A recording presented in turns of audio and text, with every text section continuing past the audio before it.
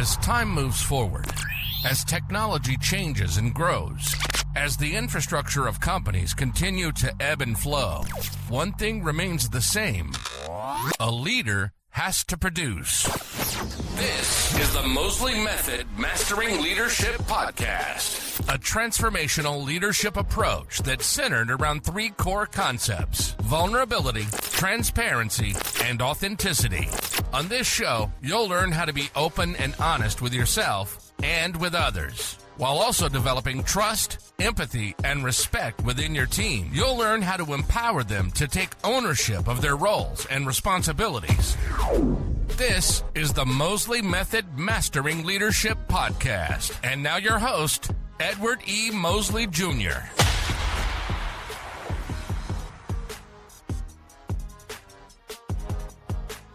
Hey, what's up, everybody? It is Edward E. Mosley Jr., and we are here for another exciting episode of the Mosley Method Mastering Leadership Podcast.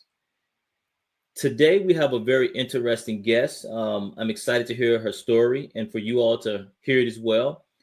Today, we're going to be bringing Jessica Cumming on, and without further ado, we'll bring her on and let her introduce herself. So here she is.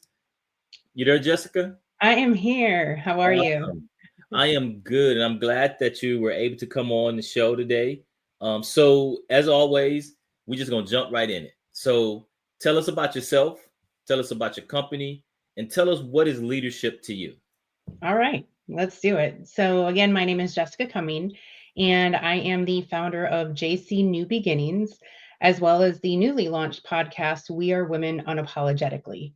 And what I do is I provide strategic guided support to executive women that are going through different transitions, whether it's career or life transitions or a little bit of both. Because we know that what happens in our personal lives also impact our professional lives and vice versa. So leadership to me, it's so interesting because leadership by definition is a title. But to me, it's so much more. It is the personal traits that you possess, as well as the qualities of how you treat other people. And so for me, some of those personal traits are being a strategic thinker, right? Looking at the big picture, because you cannot fully wrap your brain around what's happening if you're only focused on the small screen. So that would be one of the big personal traits to me. Some of the other ones are being able to have integrity. And right now in the climate we're in, we don't always see that happening. So integrity is another big one. And being authentic. My word for 2025 is unapologetically. And it's all about me showing up authentically every single day and being myself. And the reason for that is because I know I'm not for everyone, but if I waste all my time worrying about if I'm right for everyone, I'm living what they want me to live as far as my life, not how I want to live my life. And I think that more people need to take that approach, especially with social media and just, all these different influences that we see from outside where everything looks perfect. I'm here to tell you I'm not perfect. I'm not polished all the time. And I certainly make mistakes, but it's me and it's real. But some of the other personal traits, and I try to possess these every day as well. And that's being an effective communicator. It does not matter who I'm speaking with. I want to make sure that I'm effectively communicating my message to them, but that I'm also actively listening and hearing back what they're saying to me. And so then, looking at how you treat people, right? I am under the mindset and belief that it should not be you treat the janitor the same way you treat, or, the way that I see it as the way that you treat the janitor is the same way you treat the CEO, not vice versa. And I say it that way because people are often one way or talk to people one way when their title or statue is above them. And they talk to people either on their level or have a different title below them in a different way. And so I really think that, how you treat people and how you talk to people is very important. Yeah. Also making sure that you're encouraging and empowering and creating a safe and collaborative environment for people to come together to learn and grow. And, welcoming the difference of opinions, because If we never had different opinions, we would not learn anything. And we're in a climate where people are sometimes afraid to speak up because they don't have that safe place and they don't feel comfortable. But the reality is that when people are laughing at someone else's response, they're the ones that typically aren't coming up with ideas. Yeah. So these are just kind of some of the things that I look for in a leadership and when it comes to leadership. But, I think the biggest thing for me, especially lately, is that leadership is being who your people, regardless of who your people are, who your people need you to be in that moment. And whether that's just a friend, whether it's just a listening ear, whether it's a coach, a mentor, or a sponsor, because these are all very different roles, but they are all very important. And most importantly, a leader is someone that speaks up on your behalf and supports you when you're not in the room. All right, So show is over, Jessica. We're done. I was going to say, so kind of a long-winded answer. I'm sorry, but it's like, We're done. I told you, No, that is awesome. I mean, as I'm listening to you, I'm in my PhD program for strategic leadership, okay. and I just finished one of my classes. It was on the high performing team, and effective leaders and all, and everything that you that you just said. It really has me in a place of reflection right now. Mm. And the reason for that is to your point, we're researching and we're doing all of this discussions in academia, in corporate America, in all these in federal service, and we want to build and bring all these new diverse employees to get diverse and just various perspectives. We look for educated people. We look for people with different perspectives, and we create this. We want to create this environment where everybody's, I like to say, satisfied. We may not get to happy, but we get to satisfied. But then when you talk about safe space, you talk about people's opinions, mattering. You talk about value. Everybody wants to feel as though they're bringing value to the team, to the cause, to the mission, to the goal. And then all of a sudden we have a leader or one person in the team that feels as though they're more important than the other, or they get a parking spot and so they're important because they can park in front of the building, in the number one spot or whatever spot, and then, like you said, that janitor has to park way out in the parking lot. And so they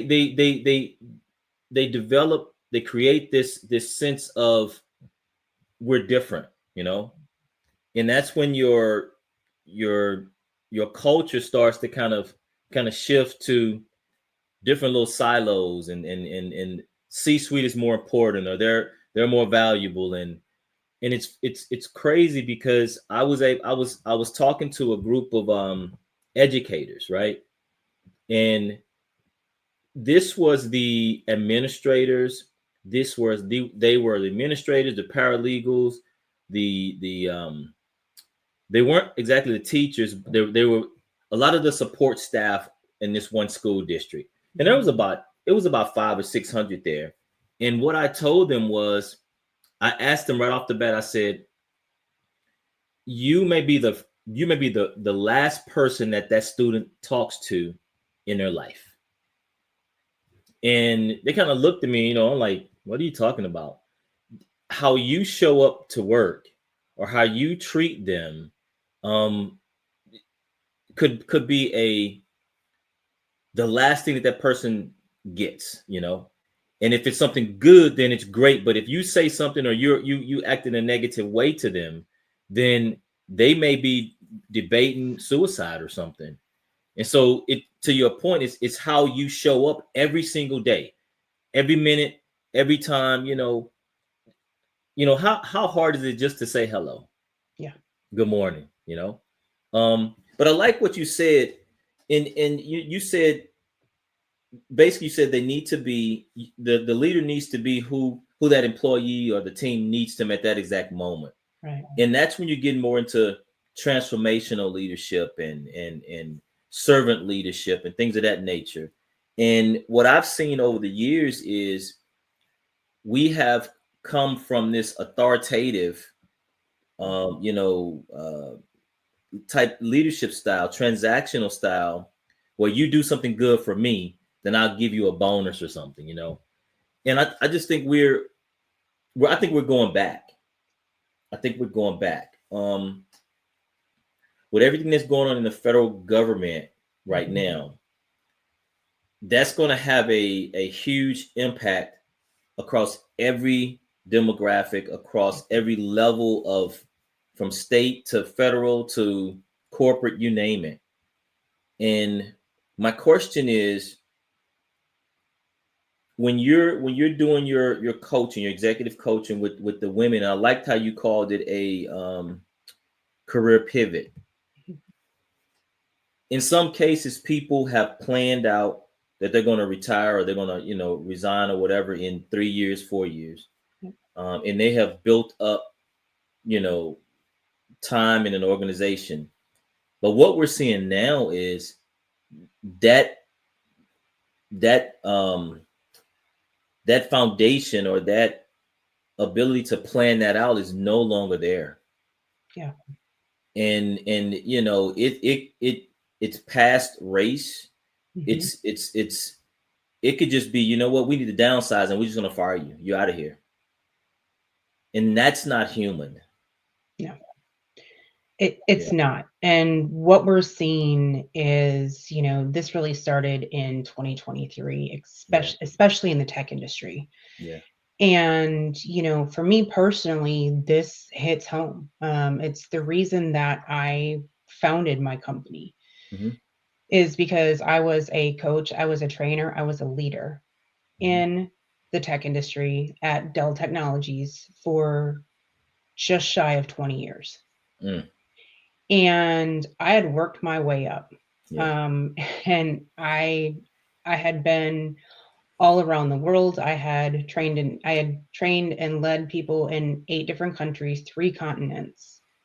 And my reputation, I had built a reputation that people wanted me to be the one to go to these places because they knew that I would connect with these people and I would be able to get high performing teams. And then I was transitioned into a role that morphed. I was hired for one thing, someone left the team, and my role turned into something else. And, when that happened, I was miserable, and I'm not going to lie. And then next thing you know, I was the highest paid person on the team, and it came time to looking at numbers, and I was let go. And I knew it wasn't personal. And I think that that's one thing that I need to call out right now is that these people that are being laid off, it is not personal. It is not a reflection of you as a person.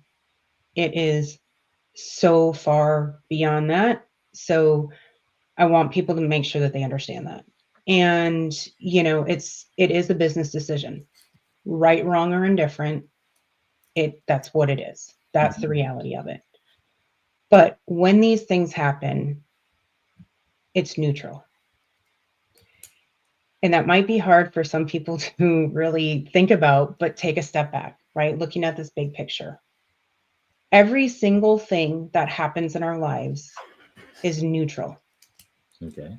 It's how we choose to perceive it that makes it positive or negative. Now, here's my personal example, right? I was laid off. And yes, I went through all the emotions and all the feels. It's normal, it's natural. And then I took my own personal step back. And I looked at how miserable I was working those 14-hour days. I looked at the fact that I didn't have a social life because by the end of the day or the end of the week, I was exhausted. I looked at the fact that I was physically losing my hair because of stress. That wasn't okay. So I thought, okay, what can I take from this? What can I do? What can I learn? And I took it as a gift and a blessing. I said, okay, I now can get back to what I'm passionate about. I can take a step back and I can pivot. Now, this was a forced pivot, and, but still, I was able to go into what I'm doing now and empowering other women because I didn't always have that. Right. So now I'm creating the environment that I didn't have. So I've learned so much because of it. Mm-hmm. So, to me, it comes back to how you choose to perceive it. Even if it's a negative situation, are you learning something from that situation? What are you able to take away from it? And, I think that would be my message when it comes to that. And I thank you for being honest and open about it. And I'm trying to process it as you're saying. I had another gentleman on the podcast, of recent, and his explanation, he was a senior guy within an organization, and he looked at it from the perspective of it's just the mission. It is the mission. It is the business. And he didn't use the word personal, but he said the way he processes it is all part of the mission. And if the mission shifts, then if you no longer need 100 people, you need 50, the mission shifts. And I get that. I do. And I get your perception, your perspective that it's not personal. I do. I accept it. I hear it. I feel it. But I still have this driving gut in my so in the Marine Corps, right? I'm a retired Marine, and our mission was a mission first, and troop welfare was number two. And in this world now, we're saying mission and employees. We're saying mission and employees, workforce. And I've always leaned more toward being empathetic and servant leadership. I've always leaned more toward the people. And I've always tried to figure out a way to a win-win for everybody, And I get it's the mission, and I like hearing everybody's perspective, but I personally don't like the way that this is being done. If it was all transparent, we kind of talked about this earlier. For me, my core values of a leader, I have 3 core values of a leader: is authentic, transparent, and vulnerable. And I think when a leader shows transparency and they're authentic, then the adult that's receiving that message will say, okay, you know what? Okay, I hear what this person is saying. Now, like you said, now that's the neutral. You gave me the neutral. Right. And now I have to say, okay, I have to process this. Am I going to go positive or am I going to go negative? I think this is just my opinion now. Mm-hmm. In this case, I think transparency would have been, if I was the top person, transparency would have been, we're going to need to make some shifts, some adjustments. I'm telling you what we're going to do, right? We're going to do some assessments, and some of them you may not like, but they may be needed to happen. And this is the amount of money that that we're losing. And I think if you can put those things out there, and you tell them, hey, it may be an aggressive, a very aggressive plan, but this is your warning now. So now I have to go back as an employee and say, okay, you know what? Let me get my stuff in order. If this should happen, what can I do? Left, right, positive, negative. I get it. And I think that's the big thing for me is it it's being done. And then, now we've seen this in mergers and things. We've seen this before. Right. But I think it's why this is different. It's because you're talking. These are like federal agencies, Mhm. and it's not that you're saying the mission has changed. You are saying it's the people. Yeah. You're saying it's the people that's bad. The Yeah. agency is bad. And I heard the number two guy. What I heard him say. He was doing a talk at a conference, and he compared one of the agencies that's on the chopping block to an apple. He compared it to an apple that has worms and weeds in it, worms in it. And he said basically, it was not take the better. It was a yard that had weeds. And he said, if you have a yard field that has weeds, and if you try to take out the weed, you put a little weed killer, you try to take out bits and pieces of it. It may that area weeds may not grow back in that area, but eventually the weed could grow back and spread throughout the entire field again, and you're having to put more weed killer down and fix it over and over again. So his philosophy is you just till up the whole entire field, whole entire yard, and you start over. Now that's not empathetic at all. That's not sympathetic at all. And that's my take on it. And we can stay there and run with it, or No, let's what do run you with think? it. What do you think about that?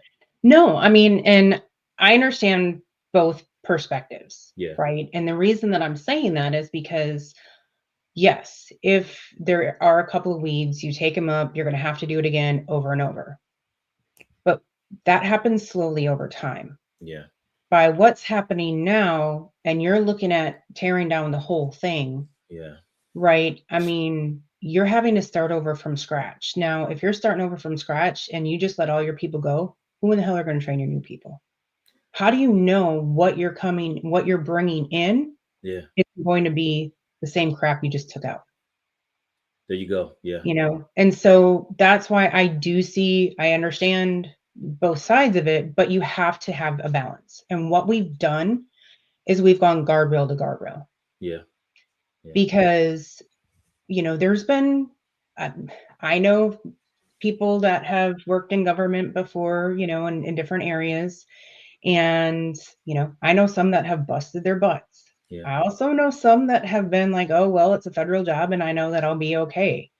Yeah. And that's a personal mentality, right? I mean, that's not an entire department's mentality. And so I do understand that you have extreme opposites. You need to get outliers, but that does not mean it's like a tornado going through. Right. Now, and I'm gonna tell you, I want to pause you right there, because so I 1000% get what you're saying, right? And I know that I worked at an organization that every 3 or 4 years they would spend 50, 60, whatever, $100,000 or whatever to buy new chairs, and the chairs may not be in bad shape. And so then they would take these chairs that may be 3, 4 years old or whatever.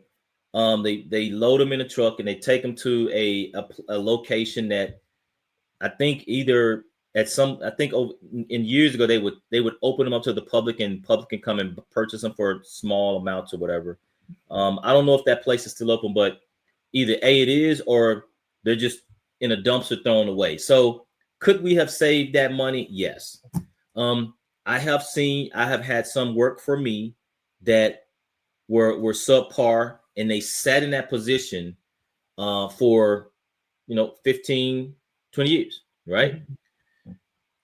And the actual reason I started this podcast was because of one supervisor that I had. She treated me so bad. It was very toxic. I was having ulcers. I was having headaches. When I got up, I was depressed. I didn't want to go to the building. When I got to the parking lot, I could just feel my whole body just knot up. Just, I had just lost my previous wife to cancer. So I was getting back, I had made some moves to come and work in this environment, and it was just, Jessica, it was just complete hell. She kept changing the destination. Every time she would ask for something, I would give it to her, she would change it. I wasn't doing this right. She put me on a performance improvement plan. She tried to terminate me. I filed several EEO complaints and I won them. But here's the kicker, right? Before I got there, they had about 6 years prior, they had promoted her to a supervisor. And every employee that had worked for her before me, they left or she fired them. And then after me, she's not leading any employees and she still has the title of a supervisor. And I had actually filed a complaint and actually won the complaint. I got my promotion. I left. But in my research, I found out that she had at least 20 complaints against her. Why is she still a supervisor? That's the kind of person you want to get out the government. Oh, 100%. That's the person. Yeah. I mean, and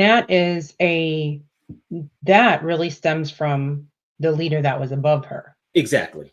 Right? Because what they did is they managed up instead of managing out. Yep. And that's what needs to happen when you're looking at people that are not doing what's right. But I think that comes from, and that's my whole, and that's where I'm going. I think if the directive would have came out, okay, you know what? These are the things we're looking at. We have access to the information now. We want those people, those supervisors, those employees that have had subpar performance on previous ratings. If they've had, if they're supervisors and they've had complaints on them, they're toxic. These are the criteria. Those are the employees we want out, because she's still sitting there and she could have retired like 10 years ago. She's just sitting there, and is a very, very evil. Her character is just bad, and she's created a bad culture. So she's one of those that should be gone. Now, do I like the idea of a great employee who just came in, left their job, came into the federal service, and just so happened to be a probationary employee? Now you fire them, you let them go. That I just and I think it's different when you're talking government versus corporate. I know. Yeah. And so when that happens, there's a couple of things. So first of all, and I don't know, well, when it comes to pensions and things like that, I don't know if she could retire, right? Is it right now cheaper to keep her? I hate to say it that way, but for some of them it may be, right? And for some of these newer employees that are probationary, it's not cheaper to keep them. So get rid of them. It's that low hanging fruit. It's not that big impact, right? They're thinking strength in numbers. And you're right. If they would have come out with the initiative of this is why we're doing it, this is what we're looking at, that's one thing for government, because you're not a federally traded, or excuse me, you're not publicly traded. But when you're looking at these corporate companies that are publicly traded, you can't have that same mentality, because when that transparency happens, it not only happens to your employees, your stockholders get wind of it, and then your stocks tank. So, you do have to approach it differently depending on the type of business. Gotcha.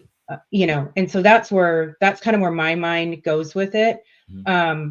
There are other tactics, and I say it just like that. There are other tactics that are being utilized in corporate that are not as transparent to the general public, such as, right? And we've seen it from a lot of big companies lately. Amazon, Apple, Dell, IBM, all these different companies with the return to office, 5 days a week mandatory. Now, when you have been working remote, for me personally, Now, Edward, it's hard to believe, right? We've literally gone back 20 years because I was one of the 100% remote Dell employees. I piloted their first work from home program Yeah. in 2005. Wow. I was 100% remote. Yeah. Now you're back in the office now? Wait, no. I'm no longer there, right. but all the people that I know are there. They're back in the office. Yep. So, but in general, like, I feel like, as I say we, because like I know so many people that are still there. It's like they've gone back. They've gone back so far. They've literally gone back 20 years. Now, But you know what that is? Did they have the facility? Oh yeah, they still have facilities. But here's the deal: the facilities don't matter. The footprint doesn't matter, because they're still having to pay for the electricity and all, all of the utilities for that. But here's the deal: it's forced attrition. Yeah. Yep. Right. And so you have that happening with multiple companies. Yeah. Because if you can force the attrition, your cost goes down and you don't have to pay for the benefits or the severance package that you typically have. Right. And so that's why I say other tactics happening.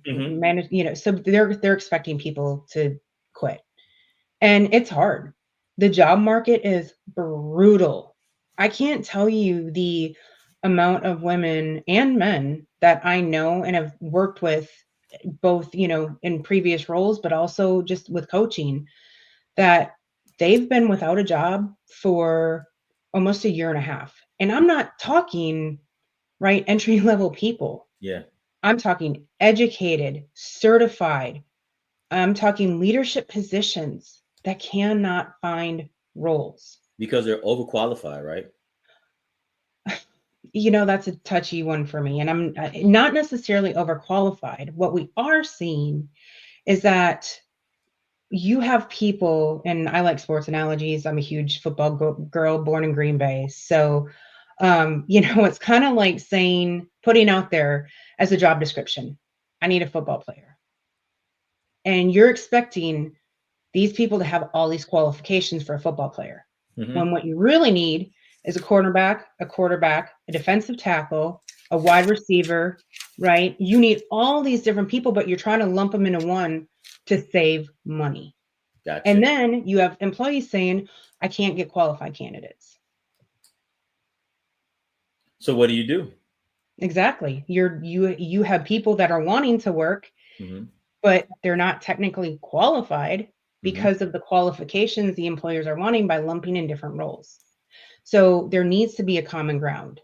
There has to be, you need to look at what you really need as far as the role is concerned, and make sure that the role is one role, not 5 lumped together.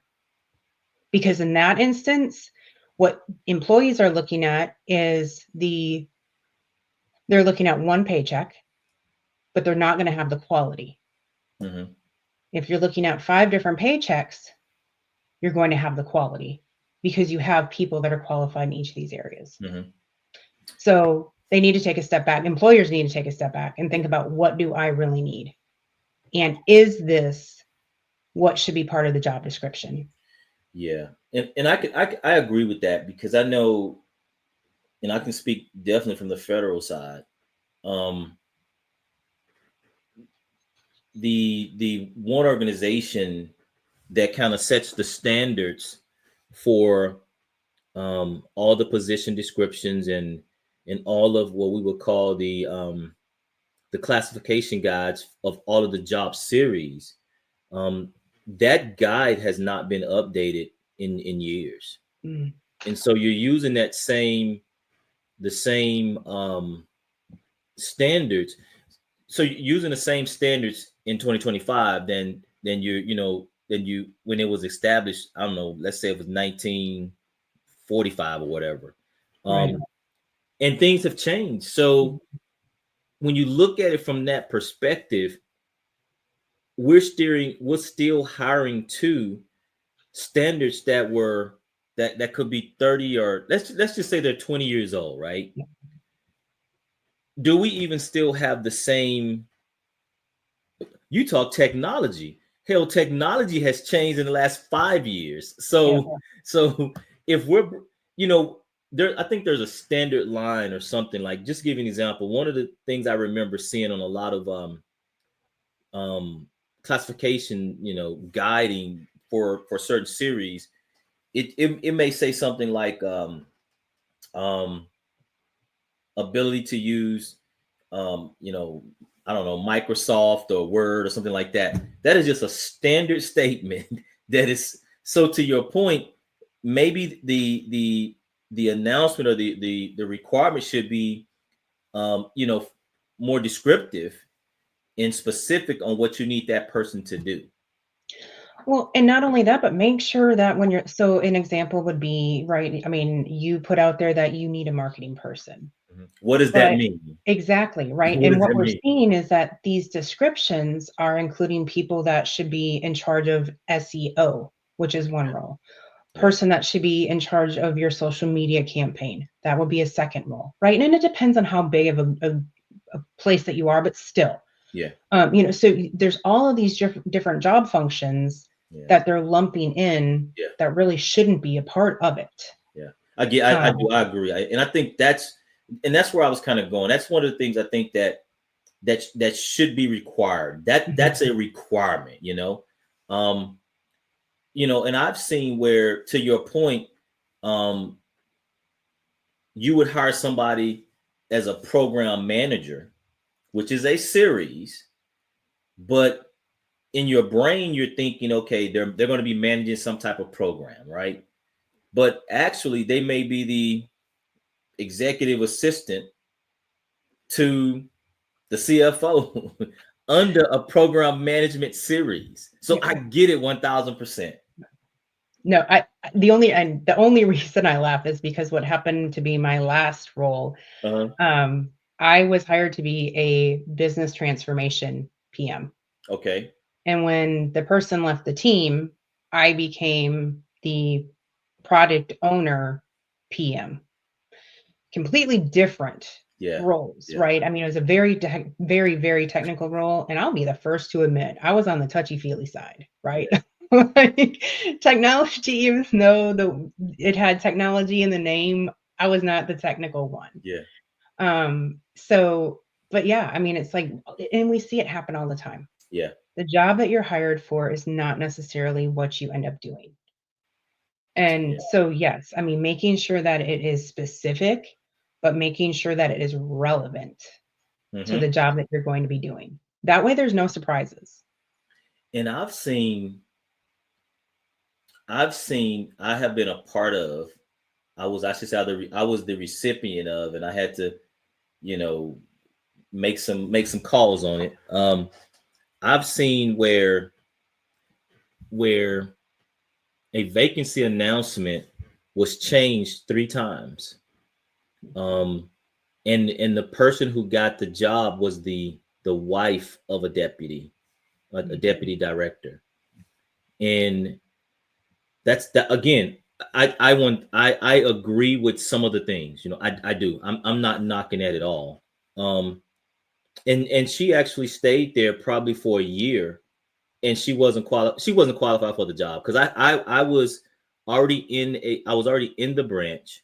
I was doing the job because our branch head had retired, and so part of the work that there was three sections under the branch. One was kind of active duty. I wouldn't do that, and the other 2 fell under me as a supervisor. And so I was already doing 90% of the job, and I applied for it, and I did all my put all my documents, got everything, but I didn't get the job. But the person who got the job was the wife of the deputy director, which in that position would have been the direct supervisor. Yeah.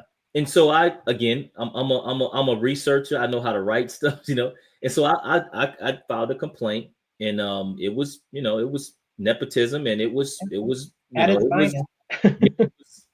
fact. This wasn't something that was made up.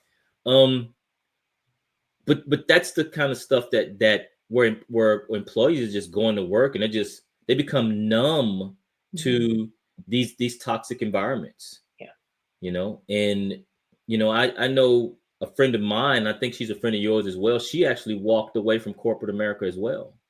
Yeah.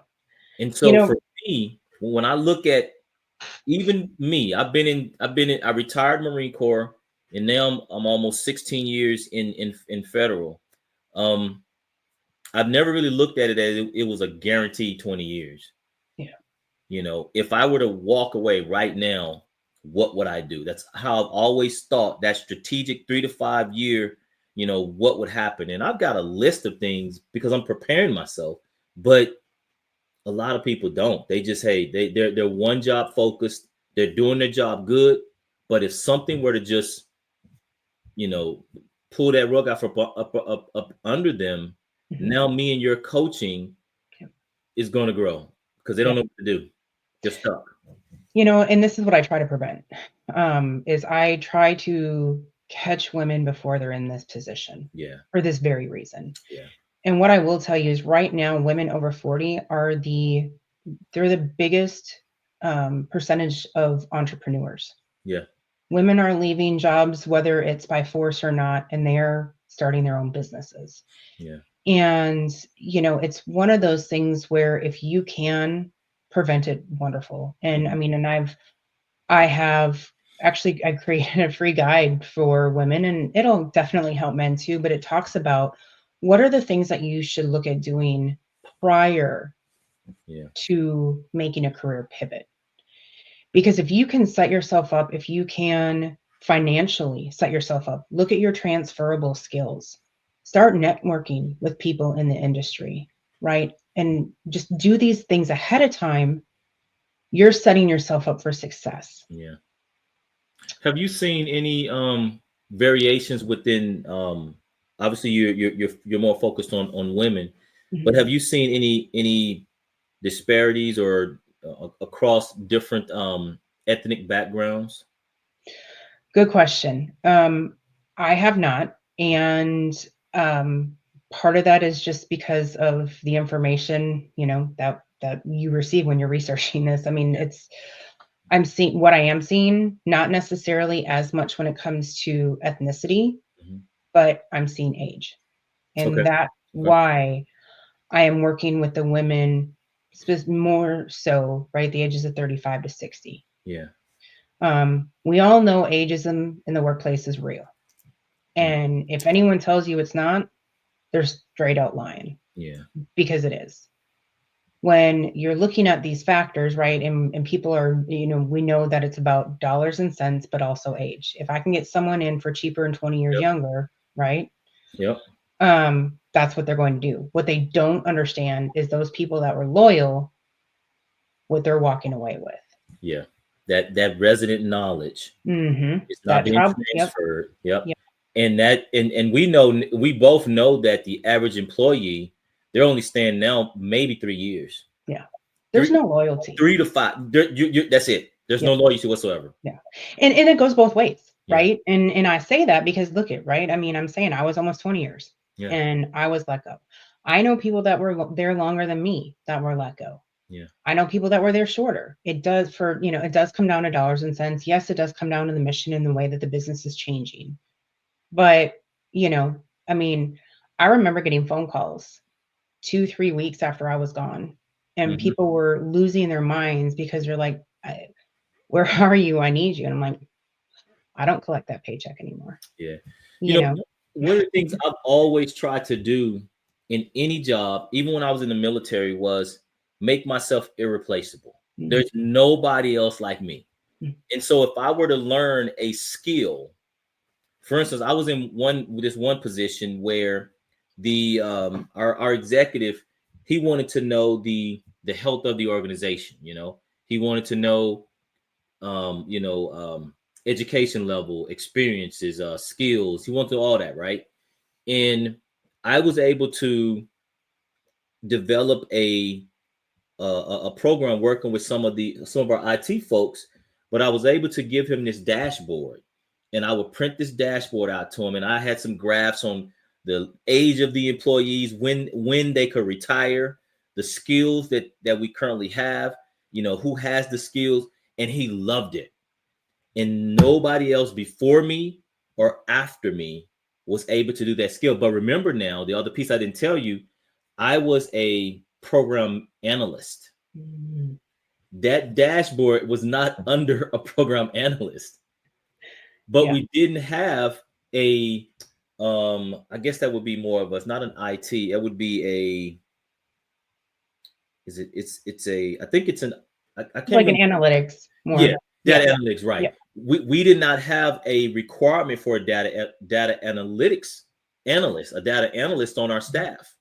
But I learned it because I just like dashboards and pivot tables. I liked it. And so when I gave them that tool, he was like, oh my God, you know.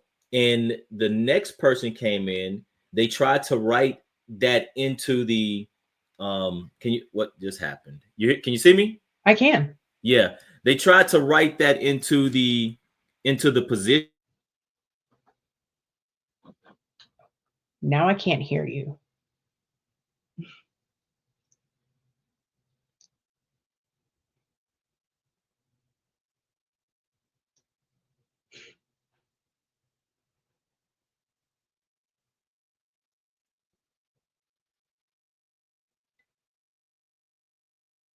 Jessica, can you hear me? I can. Now I can. Yep. They try to write in the position, and that's where I lost you. Yeah, we're having a whole bunch of technical.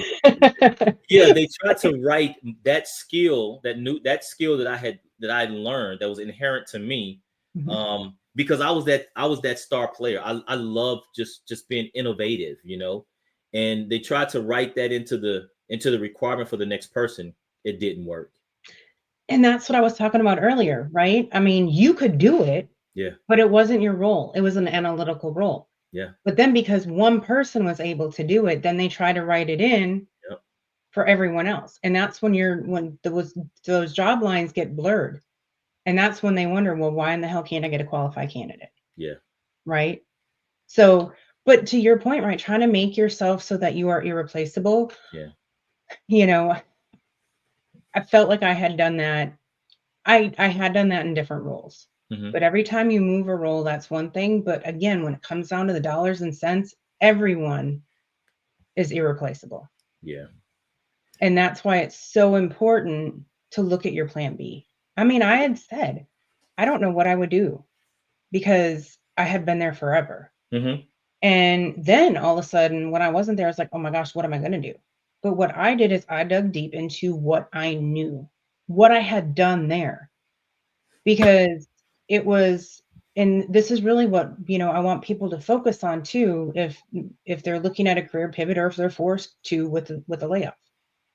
Don't think about your job titles with that previous company. Mm-hmm.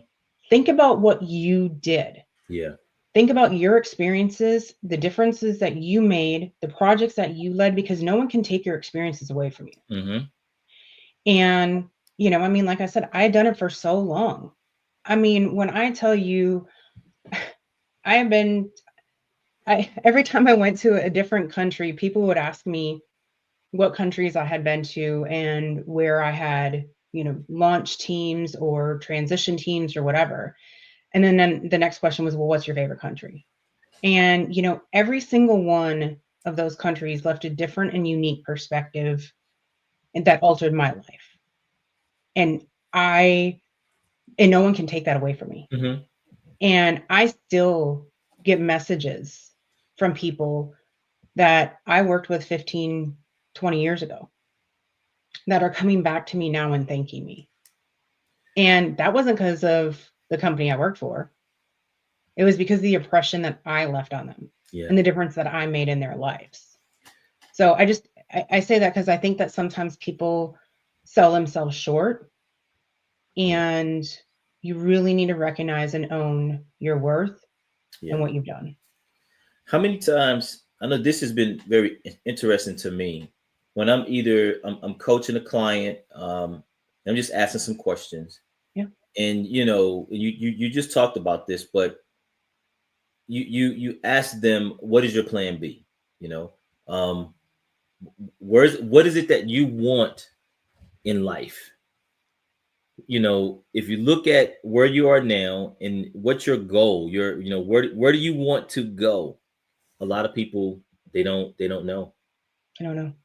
They don't know. Because they are working to live instead of living.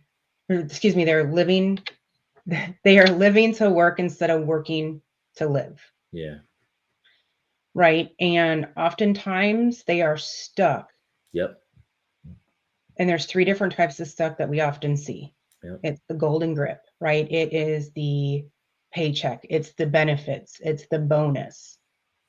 And then you have people that procrastinate. And it's the perfectionist pause. And it's, well, I'll get one more certification, or I'll get one more month of results. Mm-hmm.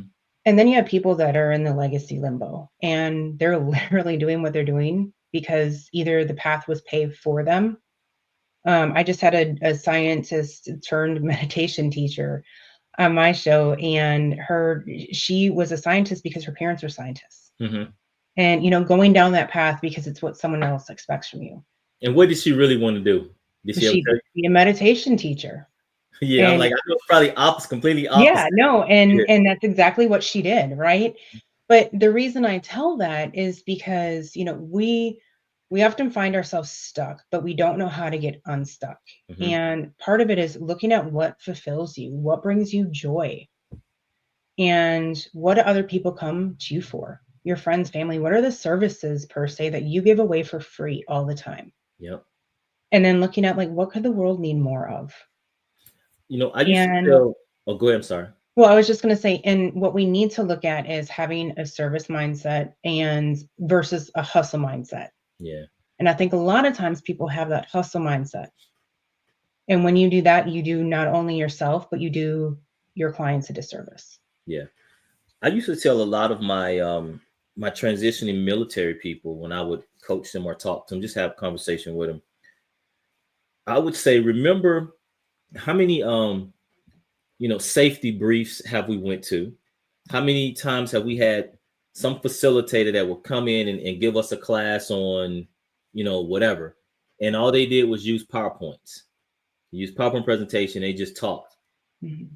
And we would pay that facilitator $10,000, whatever dollars it was to come in and do that training. And I would ask them, how many times had they created some type of PowerPoint presentation for a class? And, if this is a 15, 20, 25 year service member, in most cases, they would say, I probably did at least 10, 15 of some type of class over my entire career. I say, so think about this. What if you took that same presentation that you did for free and you got out here and you sold that and taught that to a corporation, making that same or more or even more doing that? To your point, I know a lot of people, to include definitely service members, they would always say, well, I want to get into the federal government. I just want to get in the door. But you have a master's degree, you may have a doctorate degree, or you've managed a $300 million,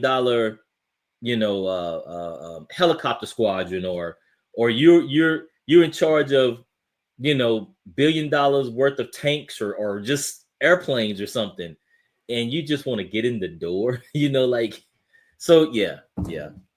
No, people are oftentimes afraid to take the risk. Yeah. And I've said this, I can't tell you how many times. Yeah. You have to be willing to take the risk. Yep. You don't know what's around the corner, and you never will unless you take the risk. And, and people are oftentimes not willing to take the risk because they're afraid of failure. Yeah. But if you fail, it means you attempted. How many people don't even attempt? And how many people have you surpassed? Yeah. If you've at least attempted. And, the people that make it are the people that fail. They get up, they try again. They fail, they get up and try it again. Exactly. And after I say this, I want to give you the opportunity to give our listening audience some words of wisdom. Yeah. If you look at it from the perspective of some of these huge corporations, their CEOs and founders started late. I think KFC didn't start till he was in his 50s or something, and some of these organizations they failed for like 15, 20 years. And then that one idea, they finally got it. And now they are, $1 million billion company. So, there's a basketball set, and I have it on my wall, because every time I walk out of my office, I look at it. But it's you miss all the shots that you never take. And we can say those things, but then we get right back up, and I call it self-sabotaging. We self-sabotage ourselves, and I can read that thing 50,000 times, but the minute I walk out of that door and life start lifing, and things don't go right. Yeah. Well, Jessica, I'm glad that you were able to get on the show. Your schedule made it available, and I think we had a great conversation. I think this is a conversation that a lot of people, I'm hoping, will receive. Yeah. Especially with, because I think we stayed on this on a great topic.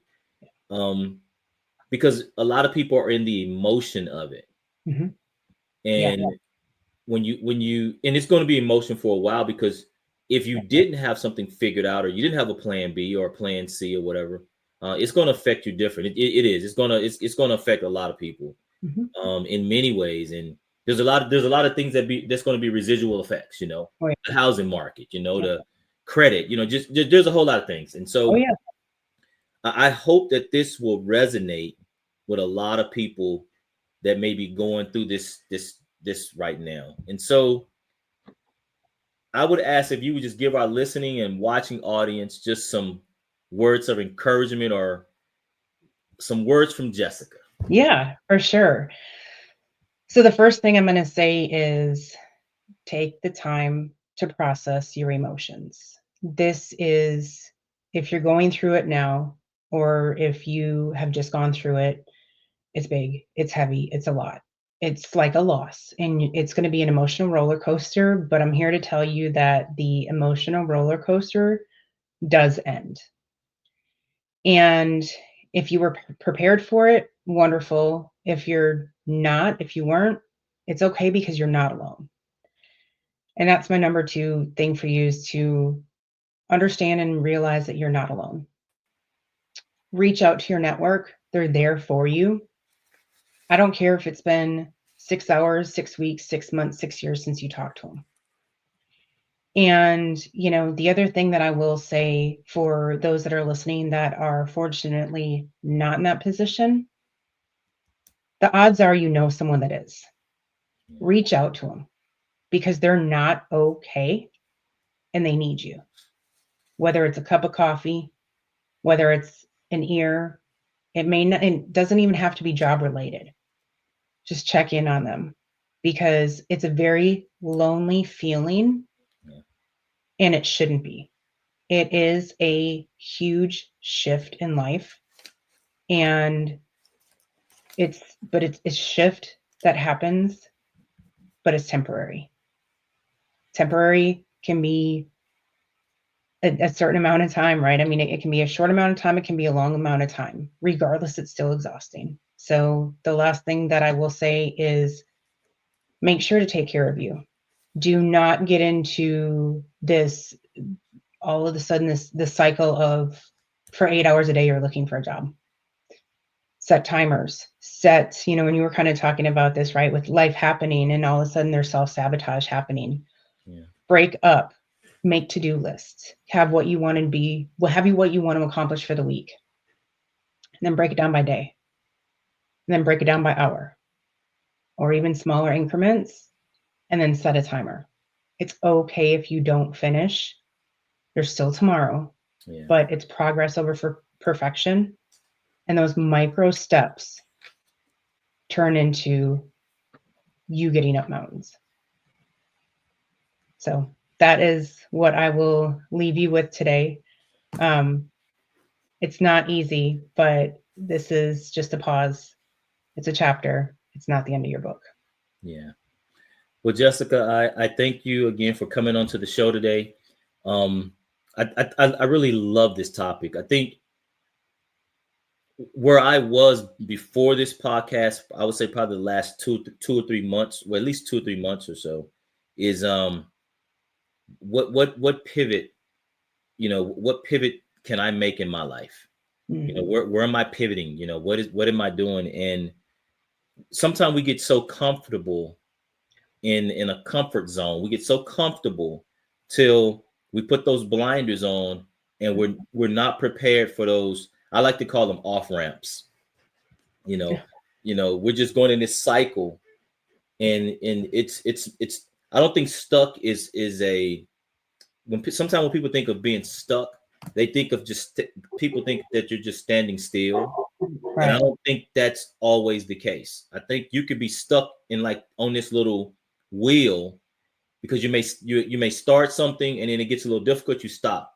You start something else, you get a little difficult to stop, and you just keep doing that, and you never even continue on and complete whatever you started. So, again, I just think I love your word for this year.